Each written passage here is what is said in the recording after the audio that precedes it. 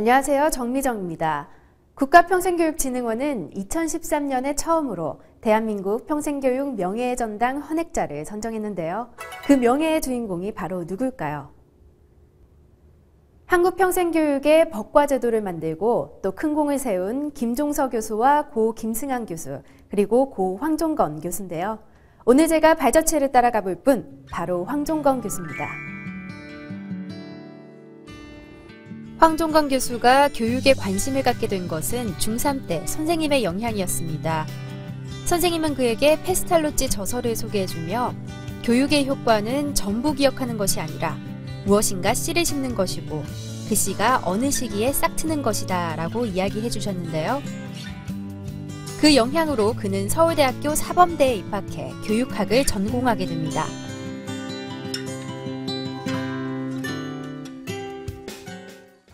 저는 황종건 교수가 살아생전 계셨던 연구소 중에 한 군데를 찾았습니다. 늘배움 연구소. 바로 이 이름 자체에서 황종건 교수의 철학이 고스란히 담겨진 것 같습니다. 소장님 안녕하세요. 네, 안녕하세요.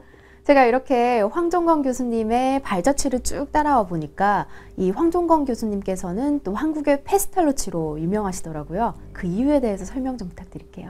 네, 어린 시절 황 박사님께서 이제 중학교 3학년 때인가요? 제가 들었던 내용으로는 이제 그 1시간 동안에 그 선생님께서 페스탈로치에 대한 많은 책들을 가지고 오셔서 그 책에 대한 소개를 해주셨는데 그때 마음속에 하나의 작은 씨가 자라게 되었다 이런 말씀을 해주셨던 기억이 납니다. 그래서 서울대학교에 지나가셔서도 교육학을 전공하시게 되었고요.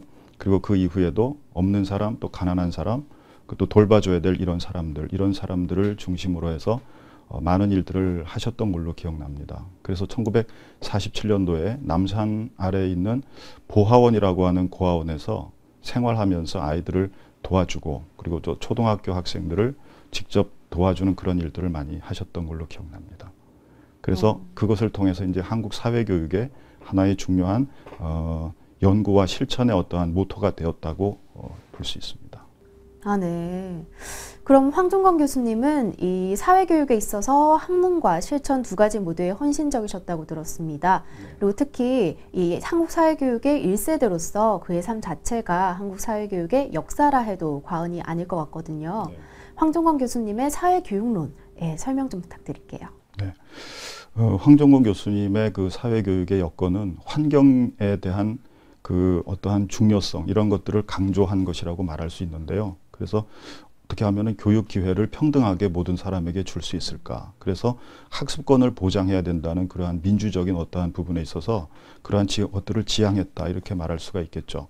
그래서 황종건 교수님의 그 사회교육론을 이렇게 보면은요, 거기에서는 이제 인도주의적인 어떠한 교육이라든지 자아실현 또 사회정의 그리고 이러한 부분들을 위해서 많은 그 사회적인 역할들을 해 오셨던 것으로 볼 수가 있습니다. 그래서 94년도에 정년 퇴임하시기 전까지 그 여러 가지 그 국제적인 사회 기구들 또 아스페라든지 ICAE 그러니까 다시 말하자면은 아세안 남태평양 사회교육 기구라든지 국제 사회교육 협회 이런 곳에서 문해 교육에 대한 영향들 이런 것들을 또 한국에 많이 주창을 하셨고 기획운동이라든지 이런 부분들에 있어서 헌법에 제시된 이러한 내용들이 잘 시행될 수 있도록 그런 어떠한 부분들을 만들었던 그러한 분이셨다고 말할 수 있습니다. 그러니까 학습의 교육 기회 또 자아실현 이런 부분에 있어서 그 평생교육 내지는 사회교육의 그 어떤 이론을 만드셨던 그러한 분이셨습니다.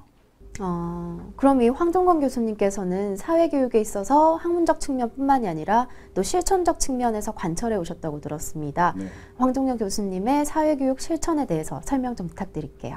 네, 황종건 교수님께서는 일생 동안에 그 학문적인 측면뿐만이 아니고 그 실천적인 그러한 측면에서 그 여러 가지 그 일들을 해오셨는데 그 중에 하나가 계명대학에 계셨을 때의 지역사회교육연구소에서 이제 사람들을 지역사회의 어떠한 부분들을 함께 연구하다가 그 사람들을 중심으로 해서 사회교육협회가 이제 탄생하게 되었었죠. 그래서 그것이 이제 62년도에 그 사회교육에 대한 어떠한 전국적인 모임의 하나의 부분이었다고도 할 수 있고 그리고 문해교육협회가 1989년도에 생겨졌을 때 그 학문적인 어떠한 부분들을 실천하시기 위한 그러한 그 일들을 많이 하셨습니다. 그래서 이러한 국제적인 모습뿐만이 아니고 국내에서도 사회 발전을 위한 어떠한 많은 부분들, 이런 부분들을 실천하셨던 그런 부분으로 볼 수 있습니다. 황종건 교수님께서 우리나라 사회교육 그리고 평생교육에 끼친 영향에 대해서 설명 부탁드릴게요. 네. 황종건 교수님께서는 한평생 이제 사회교육의 학설이라든지 그리고 또 중요한 그 이론을 주창하시고 만드셨던 그러한 분이시기도 했고요. 그리고 또 학문적인 형성뿐만이 아니고 학회를 형성하셔서 그 학회의 학문 발전에 대한 많은 것들을 또 기여하셨습니다. 그래서 한국교육학회의 사회교육연구회가 또 한국사회교육학회로 그리고 또 평생교육 학회로 이렇게 발전되었던 그러한 부분들이 있었고요. 그리고 또 이론적인 뿐만이 아니라 실천하시기 위해서 많은 사람들과 함께 이렇게 일들을 많이 같이 해오셨고 평생교육에 끼친 영향 중에서 가장 큰 것이라고 말씀드릴 수 있는 것이 이제 우리나라의 사회교육, 또 교육사회학, 그리고 또 지역사회 교육, 또 평생교육, 문해교육 이러한 여러 가지 범주에 걸쳐서 모든 부분을 다 이렇게 섭렵하셨던 그러한 분이셨고요. 그래서 여기에서 이제 현재의 이러한 평생교육이 우리나라의 큰 틀을 만들게 되었던 그러한 역할을 많이 해오셨습니다. 그리고 중요하고 또 빠질 수 없는 것이 평생교육을 하나의 어떤 사회화 과정 속에서 교육이 곧 경험이고 교육이 곧 성장이고 그리고 그러한 부분에 있어서 가장 중요한 것이 인간 중심의 교육이었다. 이런 부분들을 말씀드릴 수가 있습니다. 이것이 이제 현재 평생교육이 어떻게 보면은 물질적이거나 또 직업적인거나 이런 쪽으로만 가는데 그것에 대해서 그렇지 아니하다. 그래서 지금도 역시 인간 중심적인 이러한 교육이 많이 필요하다. 이런 것들을 사회 중심으로 만들어 주셨던 그러한 분이셨습니다. 밤이 지나면 새날이 오고 달이 지나면 새해가 돌아온다. 365일 하루하루가 새로운 것이다. 각 개인이 호흡하는 공기와 인체를 순환하는 피도 새로운 것으로 대치되게 마련이다. 새로운 피가 아니고 새로운 공기가 아닐 때 그 인간은 병들거나 질식해 죽고 만다.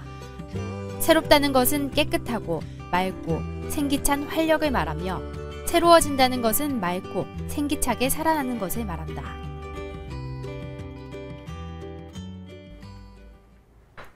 사람은 태어나면서부터 젖먹고 말하고 걷는 방법을 배웁니다.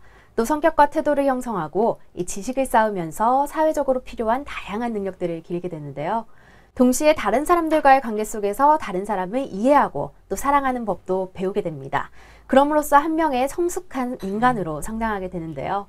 이 황종건 교수는 삶과 교육은 분리되어 있는 것이 아니라 우리의 삶과 인간 과정, 성장 과정 속에 녹아 있다고 말합니다.